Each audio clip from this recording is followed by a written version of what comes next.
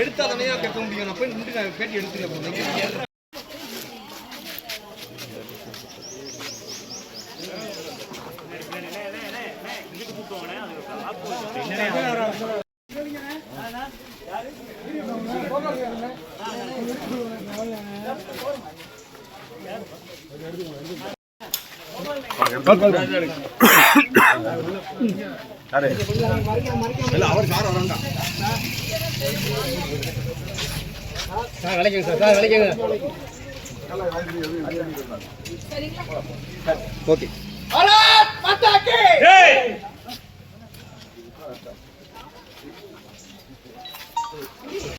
வணக்கம்.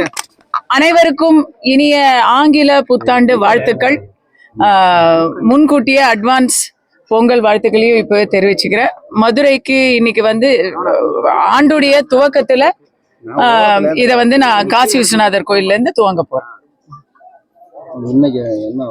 நான் அதான் என்ன பர்பஸுங்க, இன்னைக்கு இன்னைக்கு நான் என்ன வேண்டிக்க போறேன்னு சொல்றேன்.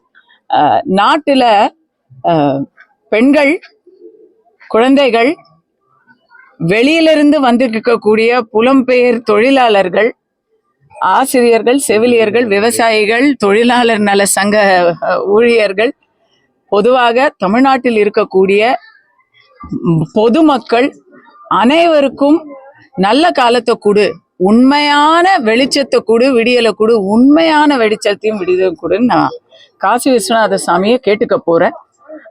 திருப்பரங்குன்றம் மலை மேல எப்படி தீபம் எரிய போகுதோ அதே போல எங்களுடைய வாழ்க்கையிலும் வெளிச்சம் வர வேண்டும் அப்படின்னு வேண்டிக்க போறேன். ஸ்டாலின் தான் வர்றாரு, விடியல் தர போறாருனாங்களா? விடியல் என்ன கொடுக்கலையா? உங்களுக்கே இந்த கேள்விக்கு பதில் தெரியுங்க. நான் இதோ 5 வருஷம் ஆயிப்போச்சு. அவரு சொன்ன சொல் தவறாமல் அதே அந்த சொன்ன சொல்ல நிக்கணுமா இல்லையா? விடியல் தர போறாருன்னு சொன்னாங்க. அப்ப விடியல் தந்துட்டாருன்னு சொன்னா பேச்சு மாறினதா ஆயிரும் இல்லையா? அதனால அதை ஃபியூச்சர் டென்ஸ்லயே வச்சிருக்கிறாங்க. நீங்க உங்களுக்கே தெரியும், இப்போ 1ஆம் படை வீடான திருப்பரங்குன்றத்துல நின்றுகிட்டு 6ஆம் படை வீடான திருத்தணியை பத்தி நம்ம பேசுறோம். திருத்தணியில பேக் டு பேக் ஒரு நாள் ஒரு பாவம் வாயில்லாதவர்கள்னு சொல்லணும், புலம்பெயர் தொழிலாளர்களுக்கெல்லாம் நம்ம மொழி தெரியல, அவங்க ஏதோ அவங்க ஒரு மனிதர்களா இருப்பாங்கன்னு நினைச்சு ஆரம்பிச்சா அவங்க கழுத்துல வச்ச கத்திய அவங்க மேலேயே வச்சு வெட்டுறது. அதை நம்ம பேசக்கூட நம்மளுக்கு பதறுது. அதை பார்த்து அதுவே ஓயாத நேரத்துல அடுத்த நாள் ஜமால் என்கிற ஒரு முஸ்லிம் பெரியவர், அவருக்கும் அதே போல தாக்குதல், வெறி தாக்குதல். அப்ப ஜாதி, மதம், மனிதம் எல்லாத்தையும் கடந்து என்ன இருக்குன்னு பார்த்தா போதை தான் இருக்கு தமிழ்நாட்டுல. இல்லைன்னா அது நேத்து ஒரு இசையமைப்பாளர் எழுதியிருக்காரு, நீ அங்க என் ஸ்டூடியோ 10 வருஷமா இருக்கு, இந்த ஏரியால இப்ப வெளியே தலை காட்ட முடியல, பயமா இருக்கு, போலீஸ் அடிச்சா கூட சிரிச்சுக்கிட்டே இருக்காங்க அப்படின்னு சொல்றாங்க. 2 காரணமா நான் பாக்குறேங்க. திருத்தணியில இன்னைக்கு நடந்தது ஒரு நாள் சம்பவம் கிடையாது. இது நீர் பூத்த நெருப்பா அங்கொன்னு இங்கொன்னுமா செய்திகள்ல முதற்பக்க செய்தியா தலைப்பு செய்தியா வராம இத்தனை நாள் போயிடுச்சு. ஆனா நான் ஒண்ணு சொல்லட்டுமா, ஃபர்ஸ்ட் ஒரு சமூகத்தினரை பல்லாண்டுகளுக்கு முன்னாடி இந்த திராவிட இயக்கம் ஆரம்பிக்கும் பொழுது ஒரு சமூகத்தினரை பார்த்து இவங்க நம்மாளுங்க இல்ல, இவங்க வேத்தாளுங்க, வந்தேரிகள் அப்படின்னு சொன்னாங்க. தமிழர்கள்ல பிராமண சமூகத்தை பார்த்து நீ வந்தேரின்னு சொன்னீங்க. அடுத்தது இந்திக்காரங்களை பார்த்து வந்தேரி, இந்தி எதிர்ப்பு அப்படின்னு சொன்னீங்க. சில நாட்களுக்கு முன்னாடி பாஜக உள்ள வந்துரும்னு பூச்சாண்டி காமிச்சிங்க. இப்ப வடக்குல இருந்து பாவம் வயிற்று பொழப்புக்காக வரவங்களை வடக்கன், பீடாவாய, பானிபூரி அப்படின்னு அமைச்சர்களே பேசுறாங்க. இப்படி ஒவ்வொரு இடத்துலயும் அவன் வேத்தாளு, அவன் நம்மால் இல்ல அப்படிங்கிற ஒரு விஷத்தை பரப்பியாச்சு. அந்த வெறுப்பை வந்தாரே வாழ வைக்கும் தமிழகத்துல யாராவது வர்றதுக்கு பயப்படுறாங்க. இது இன்னைக்கு நேத்து நடக்கலையே.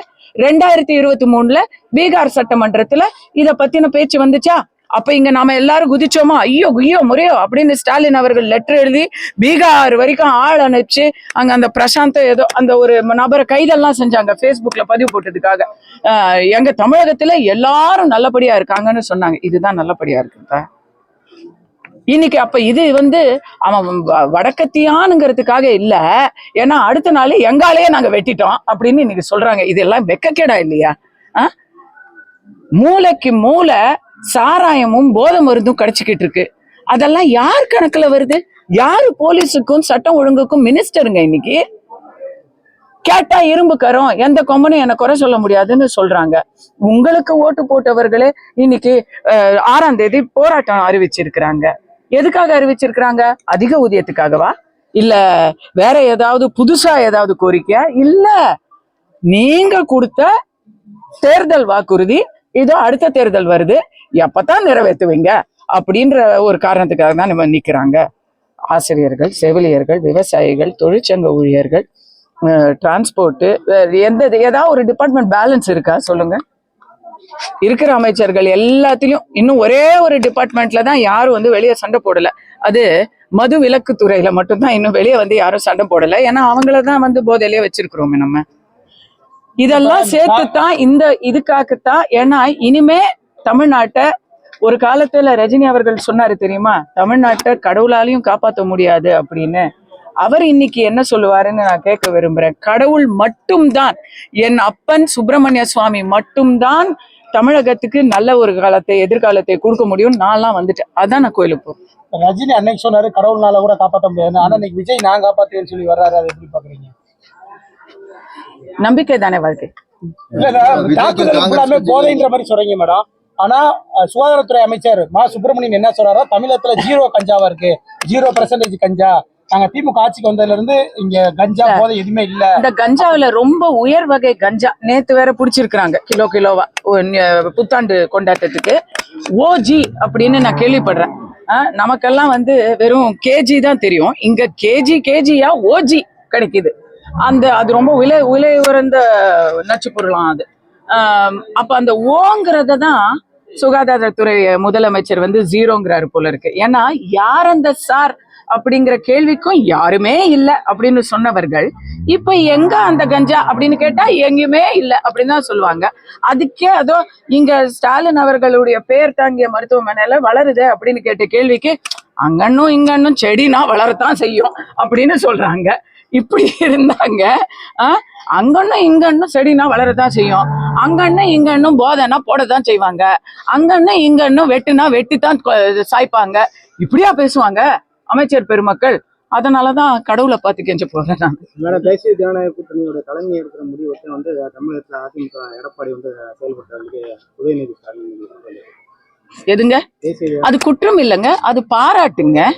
தேசிய ஜனநாயக கூட்டணியில மிகப்பெரிய சக்தியான அதிமுகவும் தேசிய தலைமையான பாஜகவும் இணைந்து எந்த ஒரு பிணக்கும் இல்லாமல் செயல்பட்டு கொண்டிருக்கிறார்கள்.